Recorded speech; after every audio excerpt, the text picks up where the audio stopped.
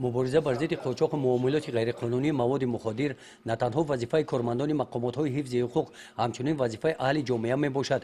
تنها در همکاری با اهالی در این سال ما به نتیجه های نظر است نائل گشته میتوانیم.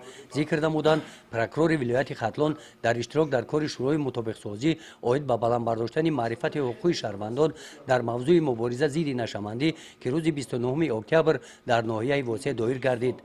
در کار شورا همچنین رهبران مقامات حفظ حقوق، رئیسان جماعت های دهات و مدیران شعبه‌های مقامات حاکمیت دولتی ناحیه اشتراک نمودند. در این چهاربینی قید کرده شد که ناحیه واسع از 69 دهه عبارت بوده، اهالیش 215,000 نفر را تشکیل می‌دهد. از این شماره در ناحیه 36 نفر بیماران نشأمند و 33 نفر با بیماری میزدگی به قید گرفته شدند. شماره گرفتاران بیماری ویچ در ناحیه 174 نفر را تشکیل می‌دهد. در 9 ماه سال 2019 هم 14 نفر بیماران ویچ نو به قید گرفته شدند. سطح جنایت‌های گردش مواد مخدر سال 2019 هم 2 حالت به قید گرفته شده، نظر به سال‌های گذشته خیلی کاهش یافته است. گزارش خواجه نظریف خدای نظر ظهورف از ناحیه واسع برای برنامه اطلاعاتی نوید.